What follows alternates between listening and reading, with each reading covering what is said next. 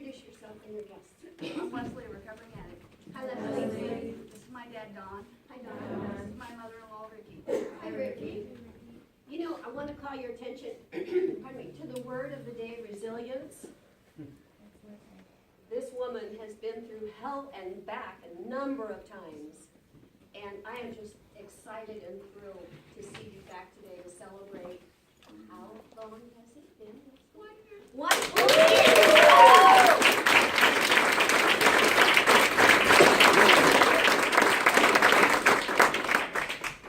Sure, what it's been like this last year for you, and how easy it is when you get out of here. It's nothing easy. However, and it sounded so dumb to me whenever they say at meetings, it's not easy, but it's a simple program. Okay, I had to come through here 2 times, and the first time I came through, I lasted 2 weeks, and I really thought I was doing pretty well, but then when I wanted to use, I used, and I didn't know anything else to do.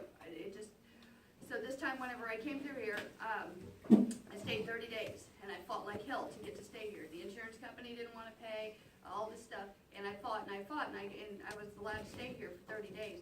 While I was here, I went to a meeting, even when there was some deal about don't go to meetings maybe Tuesdays and Thursdays or something. I didn't care. I was going to a meeting because I used drugs every single day. I made a way to use drugs every single day. And so I was going to a meeting because that's what they told me to do, just go to meetings. And so and whenever I got out, one of the hardest things I ever did was to go to the meeting the first night I got out. And I did that. I walked in there and I felt silly and I felt like the people were staring at me. And I told them, I said, I'm here because I just got out of treatment. They told me to come to a meeting the first day. And so every day since that day, I go to a meeting every single day. Okay, I make that my priority. They told me to call people. That's hard for me to do. I feel like I'm kind of a social person. In sobriety, I'm antisocial. I make it a point to call somebody that's in recovery every single day. Call my sponsor. It took me a long time to get somebody that I called my sponsor. But I got someone now, and we work the steps out there. But my main deal is I never sat around this entire year and let myself get lonely or bored. If I would get angry, I'd look at the clock and think, okay, there's a meeting in 5 minutes. I'm going to go there. I made sure I knew that any place I was at where the meetings were around me, because I didn't know what else to do other than go to meetings. That's what they told me to do, and that's what I did. Whenever I was here, I was kind of shy and embarrassed to make a cup. I thought, hell with it, I'm going to make a cup. Because I never thought I'd ever come back and get the sucker. I never thought that I would last a year. I remember sitting in here thinking, hoping I'd last 30 days, and I made it 30 days. And then when the 60 days came around, I did not count the days because for the first 6 months, I was just kind of on the edge of my seat, hoping to God that addiction would not jump on me and that I would get high.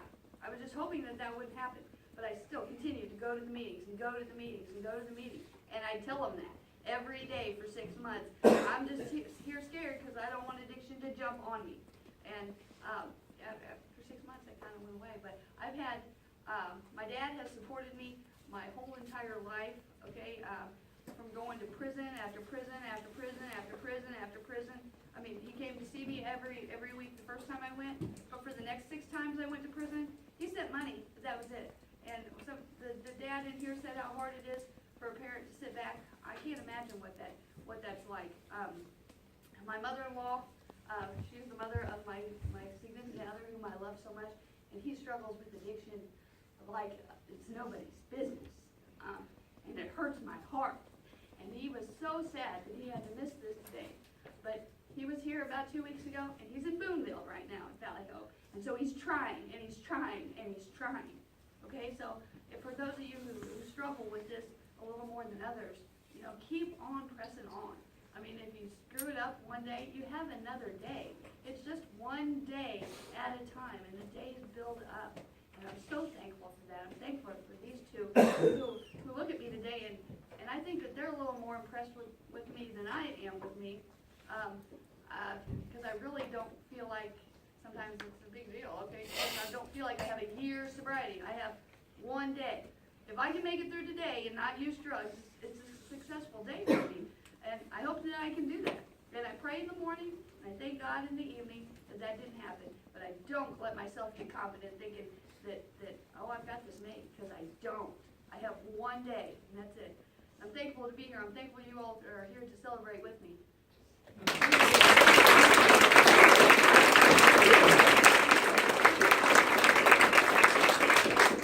I had 28 years of nothing but agony, taking care of a child.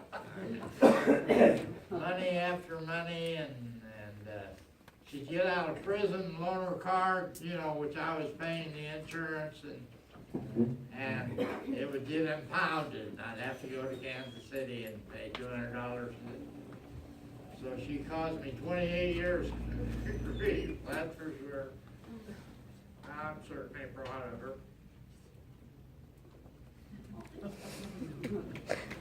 I'd just like to say, you guys, I've watched her struggle.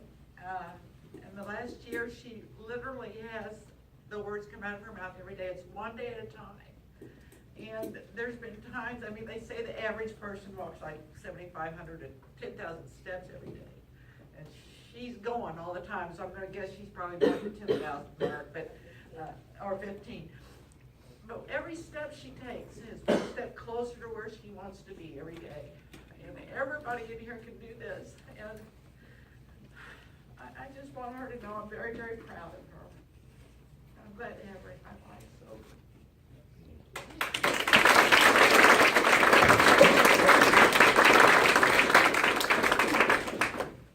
There's your cup I do. and your letter. Congratulations on the diamond. Great. I'm so excited to have this.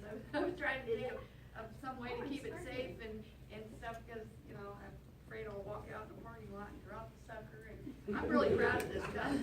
I put the word, I have to say that I think that God gave me this word whenever I came in here. I would listen to people present their cups and put their things on their cups.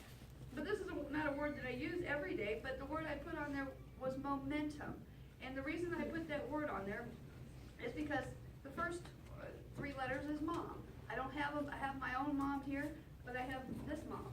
She's the next best thing. And then the word moment is the next to the word. And I have to live one moment at a time. And I knew that from the beginning. I didn't know how to do that, but I'm still learning that. And the word momentum is a force, to just kind of keep on going. It's a key to keep on going. So I've got faith and pray, and life is good, and we're just so thankful for this cup. Make a cup. Yeah.